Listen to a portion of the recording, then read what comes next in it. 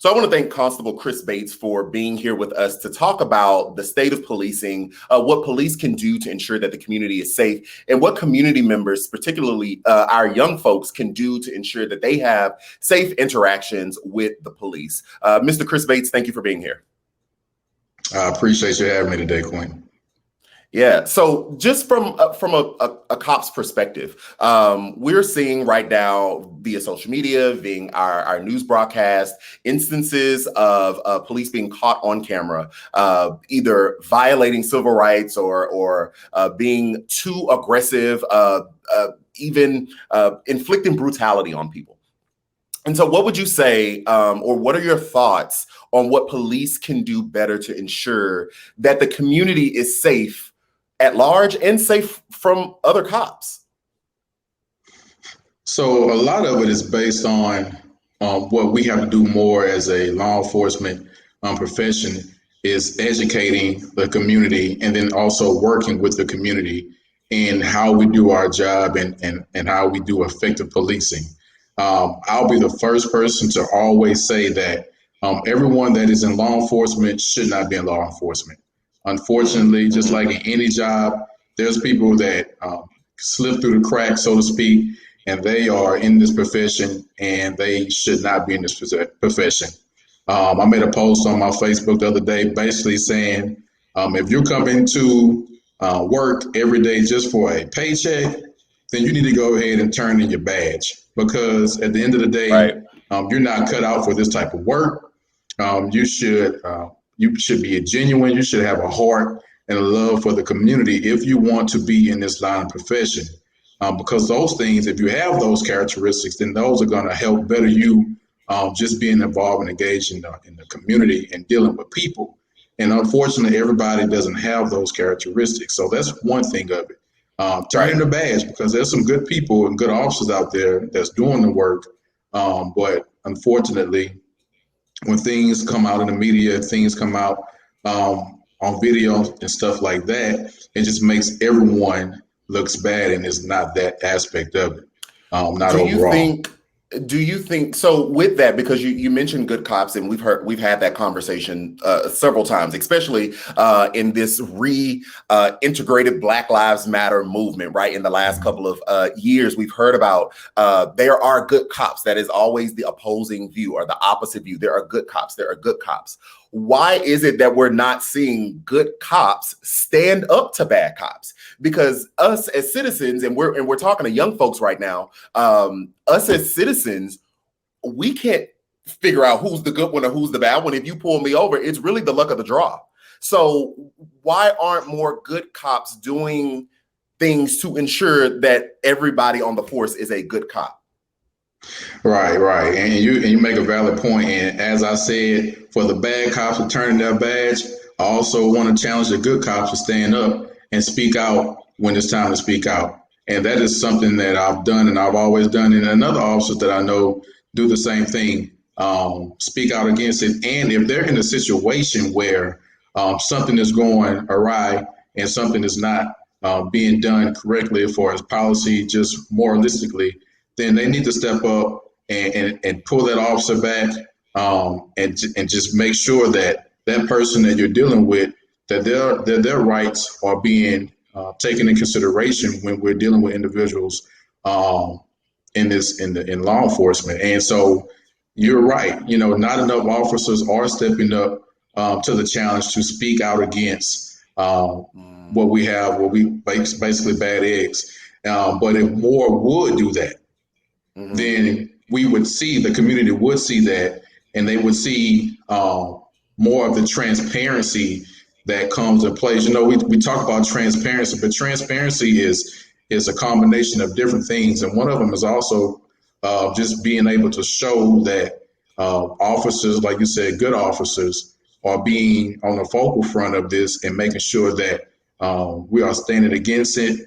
And you're right, not many officers are doing that. Some of them are scared of the backlash of some things. But, if you in this job for the right reasons, then you speaking out against wrong is right.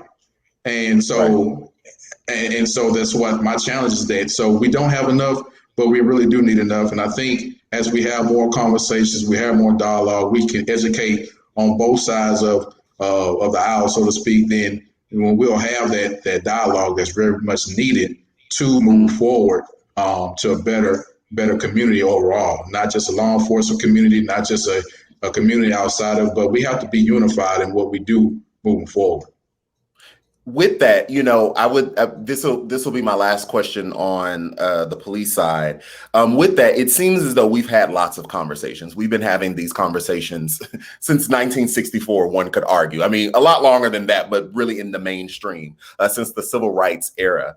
At what point do we move from conversation to actual action? One thing that we know is qualified immunity is a hot button topic, right? The qualified immunity basically shields police officers. Well, really, other government officials as well. Politicians have qualified immunity, but since we're talking about cops, I'll keep it here, we could separate subject on that, but it shields cops from civil penalties, civil litigation, meaning if a cop does something to me that's deemed irresponsible, illegal, whatever the case may be. If I want to sue that cop, or if I want to sue for the wrong that was done to me, then I'm suing the city, right? Because that's a city employee, and we see so many settlements. We saw a settlement in the George Floyd murder. We've seen settlements with Breonna Taylor's killing, but that's the city paying that, right? And so who funds the city? Tax dollars. So all of us that pay taxes, pay tax on our items and things like that. We're technically giving money to the city, state, and the federal government, and then it is redistributed in certain aspects to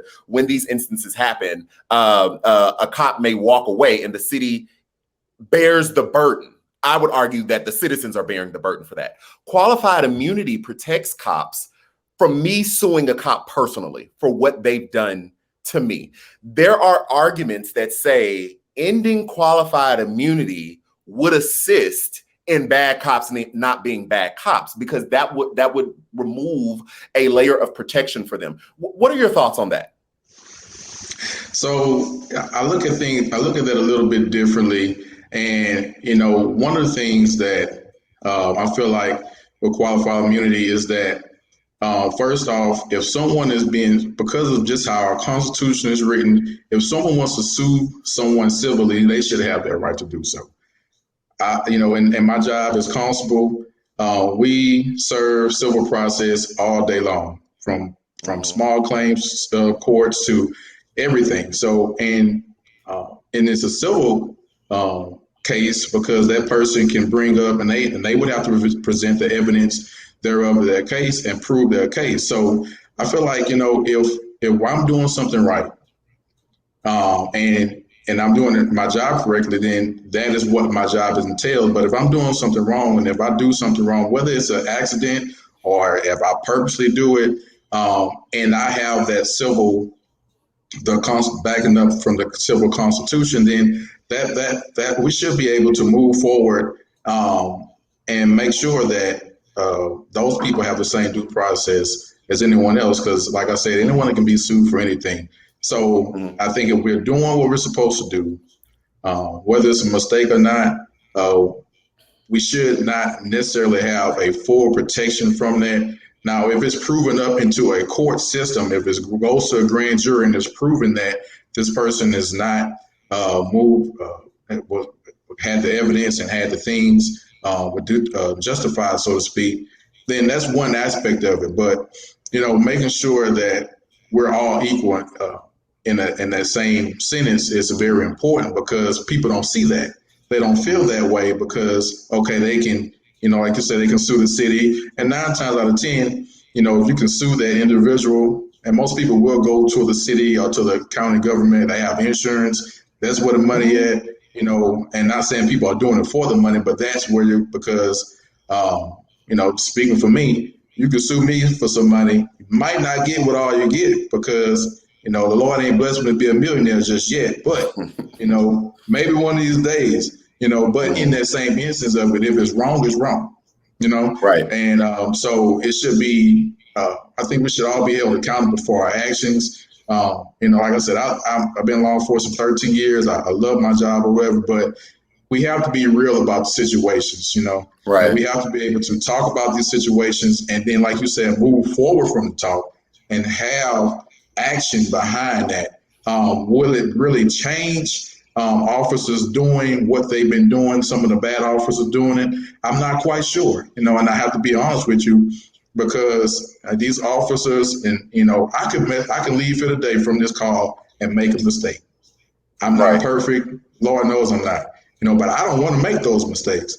But Right. if I did, then I should be held accountable for the same as someone that's not an officer in those same aspects of it. So that's how I kind of look at it. I take the badge off and I just say, what if it was just Chris? And that's how I try to look at different things when I'm looking out in the community, and just kind of help myself. But you're right. I think that it's something that if we're going to do it for one, it should be done for all. And not to say that we get a certain pass or whatever, but we should be able to face those same consequences if we are in that situation. Point blank. So in short, you are for ending qualified immunity for police officers. Where it sits at now, the way it's described in our law, yes, I think it could be revisited. I think it could be worked on to make it more fair for everyone. But as it stands now, I think it needs some work. It needs some reform, some definite reform, and that's kind of where I stand at it. Because, like I said, we as officers, we get up every day, put on the badge. We don't know what's going to happen at the end of the day, but the citizen doesn't know what's happening either. So we want to make sure we're fair on all aspects of it. But I think where it sits now, there definitely needs some reform for how qualified immunity is described now in our states, in our U.S.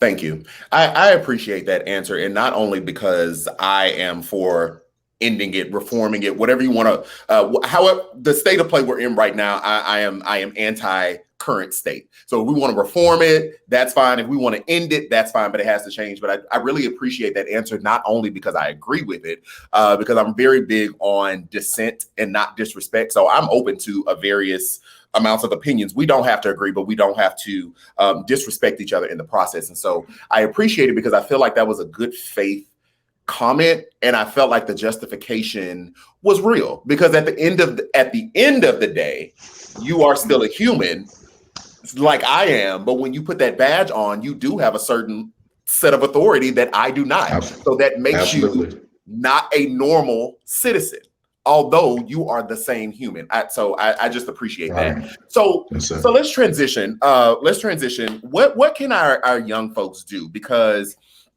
we are really growing up in the social media age, which I absolutely love social media. I use it in my own business. I use it for fun. I use it to keep up with my friends. And social media has really opened the door for a new generation of activism, not only with the Black Lives Matter protest or Black Lives Matter activism. I was watching a story earlier today on AAPI activism to stop Asian hate. And I was teary because this 13-year-old girl literally has used social media to galvanize and organize people in her community to protest the atrocities that are happening against the Asian American community. So with that, we're still seeing acts of aggression from cops at protests. We're still seeing, people get accosted if they are in the wrong neighborhood. It's crazy to say that in 2021. And my biggest goal in talking to the young folks today is to make sure they go home safe, right? Like, make sure you make it home, one, period, but two, to tell the story. And so what do you say to young people? Like, how do they maintain being safe? Think about when you were 16, right? Think about when you were, I know me, my body was changing. The hormones were raging. The facial hair was coming in. I thought I was the big man. So I kind of had a false sense of reality. But at the same time, I needed protection from myself because I was a kid. And so how do our children make it home safe when interacting with police? What would you say to them? Well, one of the first things, when I talk to young people and I ask the same question, one of the first things I tell them, and I know it's been said a lot, but I still have to say it because to me it's still the number one is comply. Now I know some people may have some different attitudes and things of that nature with their word. But that's the first thing that I say is comply. And when I'm saying comply, I'm meaning if they're asking for if you know that you've done nothing wrong, then you should be able to comply with what the officer is asking you to do. Now, if that officer is being rude, being a jerk, or however you feel like, if you feel like that officer is not treating you right, then that officer is going to have a camera rolling. And a lot of times when I talk to people, they try to, quote unquote, fight the battle right there in that window with that officer, whatever. And that is really not the place to do that, because I'll be honest with you, the more you give an officer, and especially if in their mind they're trying to, do something, write you a ticket or whatever, the more that you give that officer ammunition, the more that they can use on some type of reports or articulate. But if you are in a situation where you know you've done nothing wrong, and you're sitting there and the officer's being rude, being discourteous, then you can always bring up that video, that body cam footage, that audio, and then you can fight that out in court. And so I try to relate it to young people to say, hey, just try to be calm as possible. If you know you've done nothing wrong. Now, on the flip side, if you're riding, you got a warrant, you don't have the ID, things of that nature, or you got, something that you're not supposed to have in the car, then of course, individuals are just going to be heightened altogether. But even in those same instances, you might get a citation. You might go to jail for a night, bond out, if you had the warrant or whatever, but it's way less, it's better to just handle those situations right there or later on, instead of giving the officer, looking, running out the car or digging for something, whatever, because we really don't know what's happening in a situation, especially when a warrant is involved. So we want to make sure that we are educating on both sides, And like I said, right. I know the word comply. I've heard it a lot, and might get a little backlash for it. But for me, that's the easiest thing to try to relate to young people when I'm telling them, and for them just to be respectful as much as they can. If that officer's being outside his mind, then let him be the only one acting crazy on the video, because you can go back and you can get that video and you can prove a case for yourself. So that's what I try to do, Yeah, I think you said something so good was about the battle, because that interaction with a cop that's aggressive or out of line, that's the battle. We want to win the war.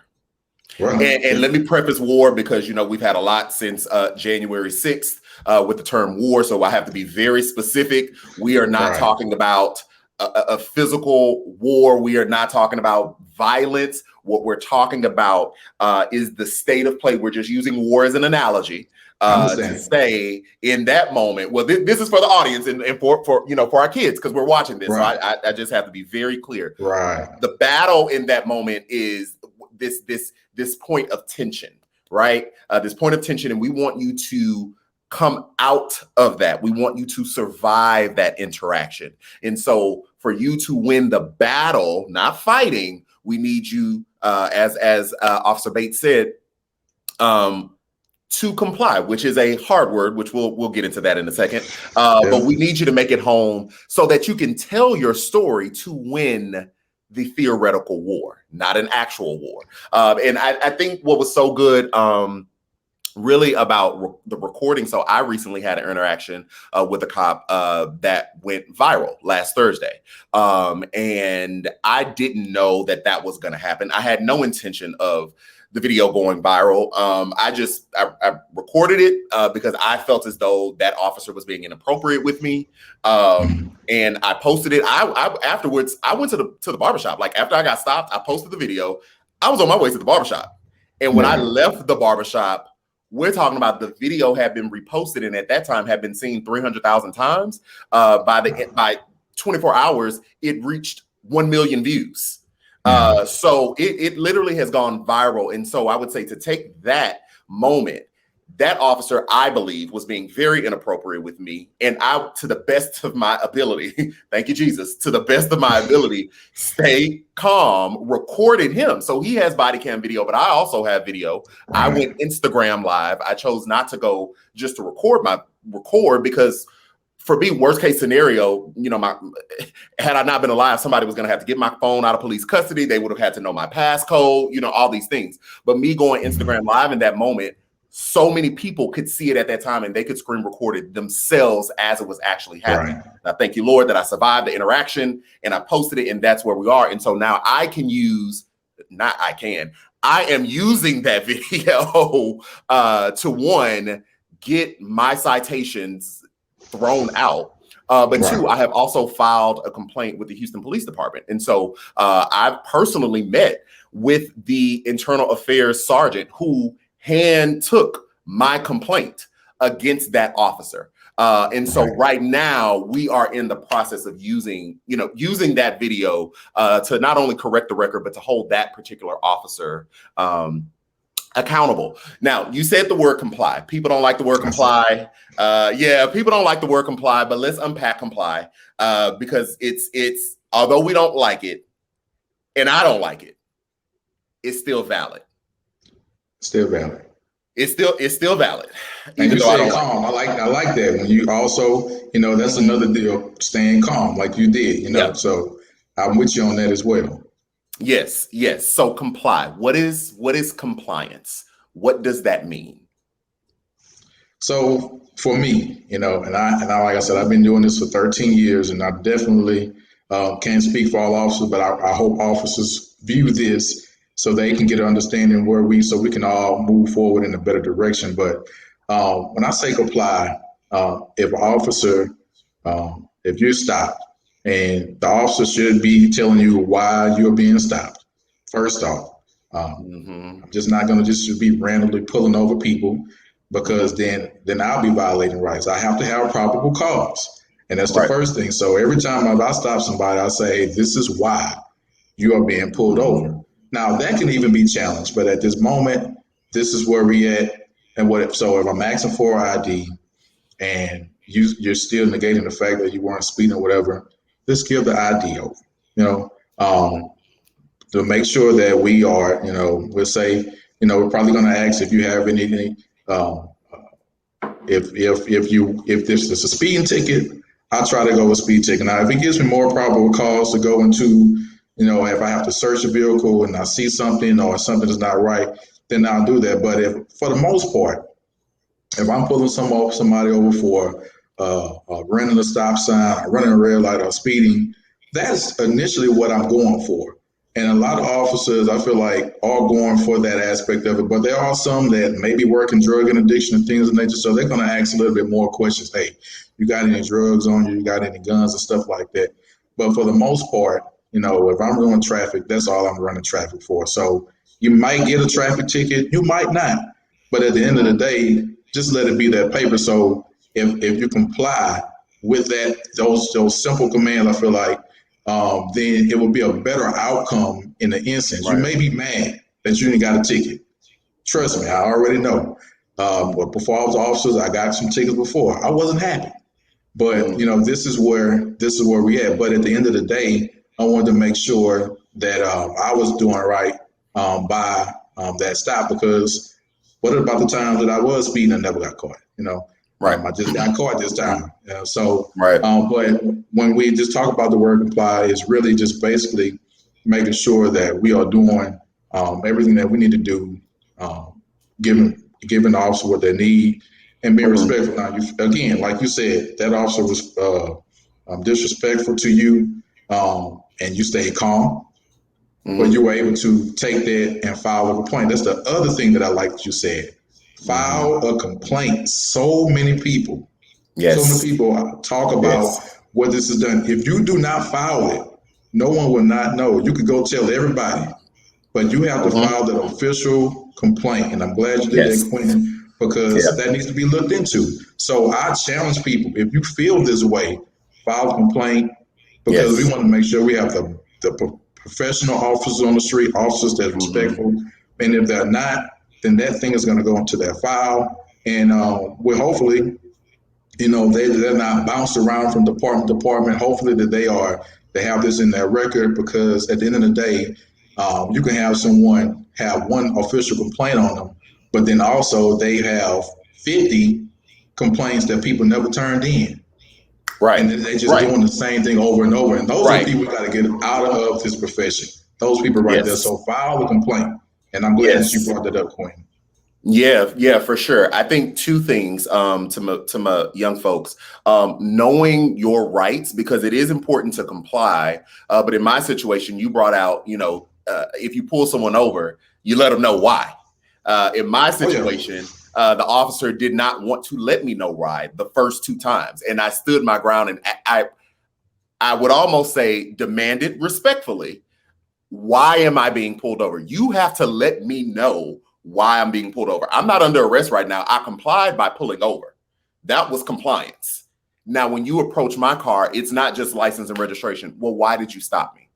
And that officer did not want to let me. Well, I perceived that officer did not want to let me know, because we had that, we went back and forth on that same thing for a few seconds. But to the complaint part, absolutely. We have to file the complaint, because and here was my justification, although the video went viral and everybody saw it, and rightfully so, there was an emotional reaction. And specifically here in Houston, it's ironic that the day that my video went viral was the same day that our mayor and the new Houston Police Department chief came out and had this big press conference about a list of reforms.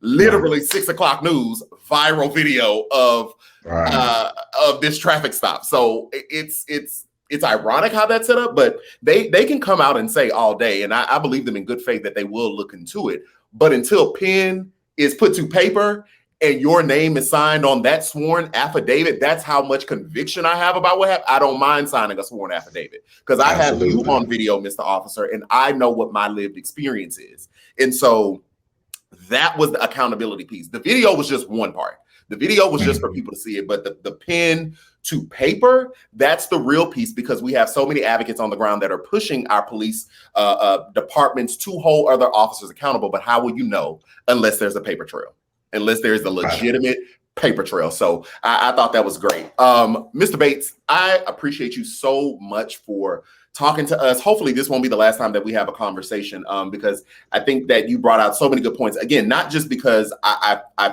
I stand with a lot of your viewpoints, but I think it's important. I always say it's good when you know something, but when it's somebody that's in the room that know the same thing and say the same thing, it's like, okay, I'm not the crazy one. I'm not crazy. We're not here just trying to tear down the police system. What we want is safe and effective cops, because there are genuine bad people out there, and we need cops for that. But every person is not a bad person, and so every person is deserving of dignity and respect. So I thank you. Any last words you want to tell the audience? Man, I just, again, thank you for having me, and this is definitely not going to be our last time. I appreciate just having a conversation, but like you said, conversation moving into action.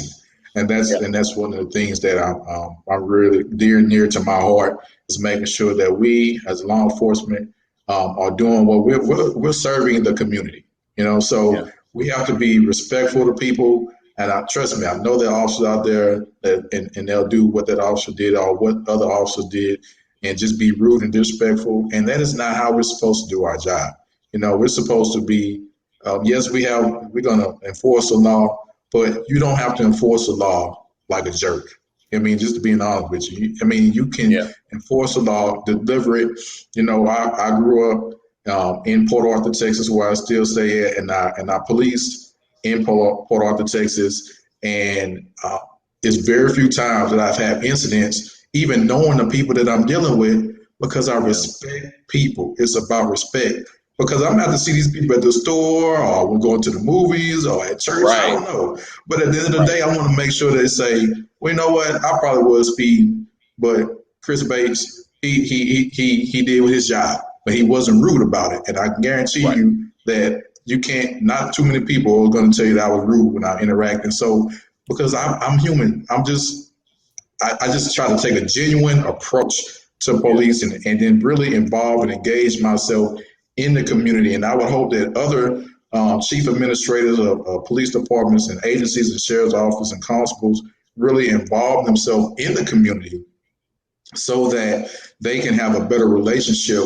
especially with our young people that we're talking to today, have those relationships and build upon, not just doing just because, hey, let's just do something for the kids, doing it because you really, really want to do it in your heart. So we can continue doing that on a better level, then those things will help us change as we move towards more reform in our constitution, in our legislative.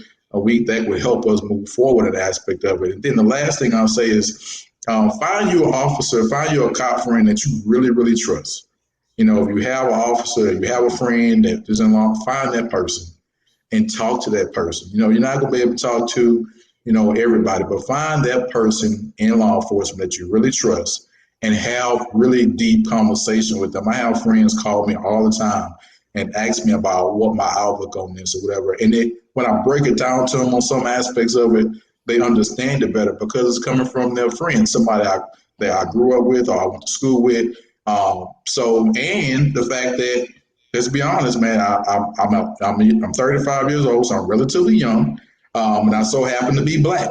And so I have a really good perspective on what's going on because we're looking at the young Black male being shot and gunned down in our communities, and I'm a young Black male in law enforcement. So get a good perspective from officers. Not saying you have to know all officers, but find you a Black officer to get you to help you understand and have that dialogue, and it would help us move forward. I believe in this aspect of where we at, just educating our communities and then working together for a common goal. Yeah. That's wonderful. That's wonderful. I appreciate it. I appreciate that a lot. So we will definitely talk soon again. Officer Bates, thank you so much for being here. Thank you, sir.